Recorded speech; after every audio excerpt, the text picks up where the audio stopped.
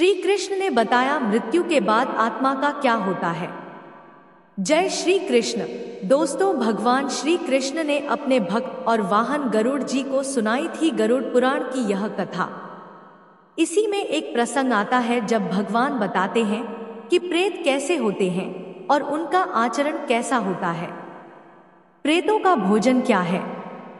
भगवान श्री कृष्ण ने गरुड़ जी से कहा कि मनुष्य को ऐसा लगता है कि वह भागकर अपने दुष्कर्मों से बच सकता है, लेकिन यह सत्य नहीं है। पाप मनुष्य के पीछे चलता है और आखिरकार उसे शिकार बनाकर ही दम लेता है। इसलिए पाप से दूर रहना चाहिए। पितृपक्ष के दौरान गरुड़ पुराण पढ़ने की परंपरा है। श्राद्ध पक्ष के दौरान गरुड़ पुराण पढ़ने से सभी पाप नष्ट होते हैं। यह कथा गरुड़ पुराण में संकलित है। दोस्तों, भगवान श्री कृष्ण और गरुड़ के बीच का संवाद ही गरुड़ पुराण के रूप में संकलित किया गया है। इस पुराण में भगवान श्री कृष्ण के मुख से अलौकिक कथाएं कही गई हैं, जिसमें मनुष्य लोक से परे दूसरे लोकों का वर्णन है।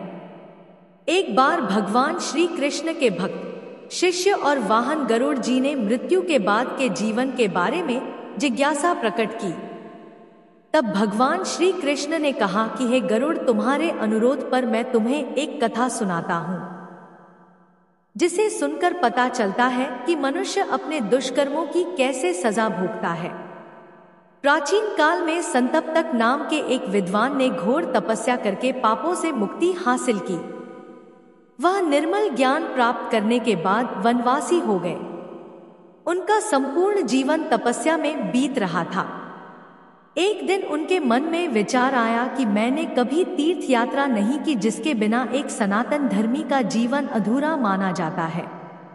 ऐसा सोचकर संतप्तक महान तीर्थों की यात्रा करने के लिए निकल पड़े। ऋषि संतप्त तीर्थों की यात्रा के लिए निकल तो पड़े थे, लेकिन उन्हें अपनी तपस्थली के अतिरिक्त किसी दूसरे क्षेत्र में विचरण करने का अनुभव नहीं था। इसलिए वह मार्ग भटक गए और एक घने जंगल में पहुंच गए।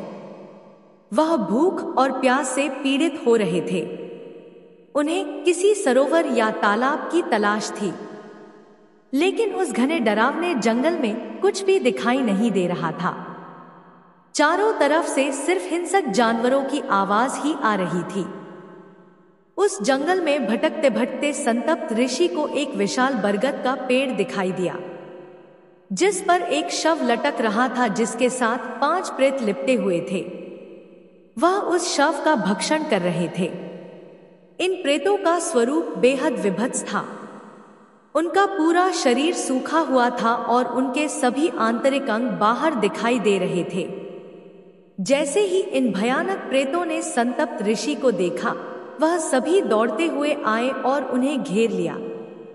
सभी प्रेत आपस में झगड़ने लगे कि इस मनुष्य को कौन खाएगा। भयभीत होकर संतप्त भगवान से प्रार्थना करने लगे। तब उनकी रक्षा के लिए श्री हरि ने मणिभद्र यक्ष को भेजा, जिन्होंने अपनी ताकत से उन प्रेतों को बांध लिया और ऋषि संतप्तक के चरणों में डाल दिया। मणिभद्र यक्ष की प्रताड़ना और ऋषि संतप्तक की जप तप और पूजा के प्रताप से प्रेतों की सद्बुद्धि जगी। उनमें अपने पूर्वजन की स्मृति जग गई। वे सभी संतप्तक ऋषि से क्षमा मांगने लगे और कहने लगे कि पूर्व जन्म के पापों के कारण हम सभी प्रेतों को यह निकृष्ट योनि प्राप्त हुई है। हमारे नाम है पर्युषित, शुचिमुख, शीघ्र, रोधक और लेखक।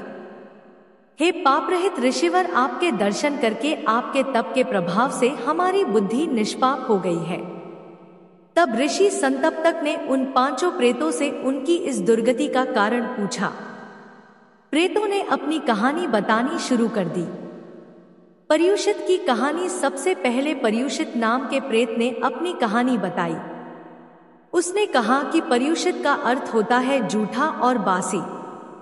मैंने पिछले जन्म में श्राद्ध पक्ष के दौरान विद्वानों को अपने घर में भोजन के लिए न्योता दिया था, लेकिन जिस विद्वान ब्राह्मण को मैंने बुलाया था वह बेहद वृद्ध थे और बड़ी मुश्किल से चल पाते थे। उन्हें अपने घर से मेरे घर तक पहुंचने में काफी देर लग रही थी। लेकिन इस दौरान मेरा भूख से बुरा हाल हो गया और मैंने जो भी भोजन बनाया था उसे खुद ही खा गया। इसके बाद जब बुजुर्ग विद्वान मेरे घर तक पहुंचे तो मैंने उन्हें एक झूठा भोजन ही परोस दिया। इस पाप के कारण मुझे प्रेत योनि मिली। शुचिमुख की कहानी। दूसरे प्रेत का नाम शुचिमुख था, यानी जिसका मुख सुई के छेद के समान हो। उसने बताया कि वह पिछले जन्म में एक लुटेरा था।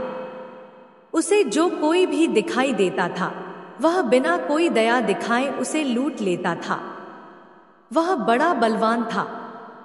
एक बार एक माँ और उसका 5 साल का बेटा तीर्थ यात्रा करने जा रहे थे, लेकिन रास्ते में उसे यह लुटेरा मिल गया और उसने उन दोनों से सब कुछ छीन लिया और उनकी बेहद पिटाई भी की, जिससे उन दोनों की मौत हो गई।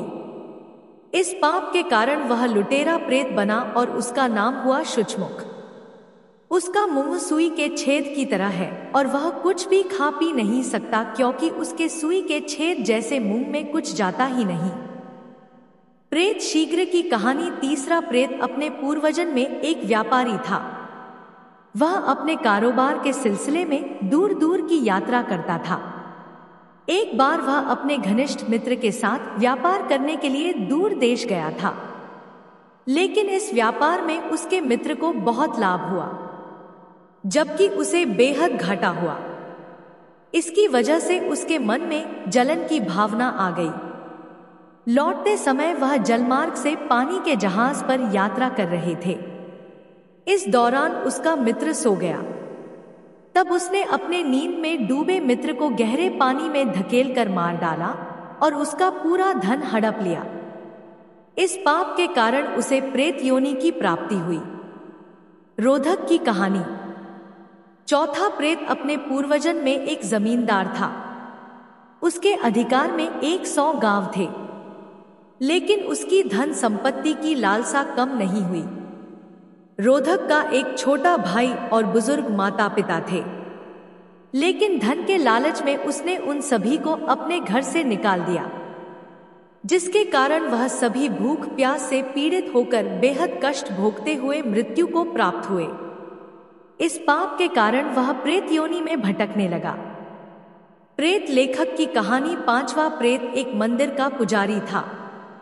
वह उज्जैन के एक बेहद प्रतिष्ठित मंदिर में भगवान की सेवा के लिए नियुक्त था, लेकिन वह स्वभाव से बेहद लालची था। एक बार उसने मंदिर में लगी हुई भगवान की मूर्तियों के आभूषण और रत्न निकाल लिए, जिसकी वजह से ईश्वरीय श्री विग्रह बेहद कुरूप दिखाई देने लगे। उसी समय वहां का राजा पूजा करने के लिए वहां पर आया। उसने भगवान की कुरूप मूर्तियों को देखा तो संकल्प किया कि जिसने भी यह कुकृत्य किया है उसे वह मृत्युदंड देगा। राजा का ऐसा संकल्प सुनकर पुजारी डर के मारे कांपने लगा। जब राजा भगवान के सामने सिर झुकाकर प्रणाम कर रहा था, तभी उसने राजा की तलवार उठाकर उसका सिर काट दिया और वहां से भाग खड़ा हुआ। लेकिन उसके पाप ने उसका पीछा किया और वह प्रेत बनकर इस भयानक वन में रहने लगा। क्या है प्रेतों का भोजन? ऋषि संतप्त ने इन प्रेतों से उनकी दर्द भरी कहानी सुनी और पूछा कि तुम सभी का आचरण और आहार क्या है? प्रेतों ने जवाब दिया कि जिस घर में पूजा पाठ, शुभ कर्म, साफ सफाई, श्राद्ध और तर्पण नहीं किए जाते, हम उन घरों में बेहद आसानी से प्रवेश कर जाते हैं। वहां रहने वालों के शरीर से निकली गंदगी ही हमारा भोजन है। जल्दी ही हम ऐसे अशुद्ध घरों में रहने वाले लोगों को अपने जैसा बना लेते हैं। हम सभी अज्ञानी, तामसी और मंदबुद्धि हैं और ऐसे ही लोगों के बीच रहना पसंद करते हैं। लेकिन आज आपके सत्संग और तप के प्रभाव के कारण हमारी पूर्वजन की स्मृति जग गई। ऋषि संतप्त ने दिलाई मुक्ति। उन प्रेतों की राम कहानी सुनकर ऋषि संतप्त को दया आ गई। उन्होंने कहा कि हजारों वर्ष प्रेत योनि में रहने के बाद उनके पापों का क्षय हो गया है। उन्होंने भगवान श्री कृष्ण से उन प्रेतों के पाप क्षमा कर देने की प्रार्थना की। भगवान ने भी ऋषि संतप्त की गुहार पर उन प्रेतों के पाप क्षमा किए और उन्हें सद्गति प्रदान की। यह कथा सुनाने के बाद भगवान श्री कृष्ण ने गरुड़ जी से कहा कि मनुष्य को ऐसा लगता है कि वह भागकर अपने दुष्कर्मों से बच सकता है, लेकिन यह सत्य नहीं है। पाप मनुष्य के पीछे चलता है और आखिरकार उसे शिकार बनाकर ही दम लेता है। इसलिए पाप से दूर रहना चाहिए। यदि गलती से कोई पाप हो भी जाए तो उसके लिए तुरंत पश्चाताप करते हुए क्षमा मांगनी चाहिए। मनुष्य प्रतिदिन हजारों कर्म करता है। उन कर्मों में पाप और पुण्य दोनों होते हैं, जिनके प्रभाव से बचने के लिए उसे अपने सभी कर्म मुझे अर्थात श्री कृष्ण को समर्पित करना चाहिए और निष्काम जीवन व्यतीत करना चाहिए। प्रेम से बोलिए जय श्री हरि विष्णु। ऐसे ही और भी रोचक और आध्यात्मिक वीडियो के लिए चैनल को सब्सक्राइब कर लें। दोस्तों, आपको यह कथा कैसी लगी? कृपया कमेंट करके जरूर बताएं। वीडियो पसंद आया हो तो लाइक करें और अपने दोस्तों के साथ शेयर करें। कमेंट बॉक्स में जय श्री कृष्ण लिखना ना भूलें। फिर मिलते हैं एक और दिलचस्प वीडियो के साथ। धन्यवाद। जय श्री कृष्ण। धन्यवाद।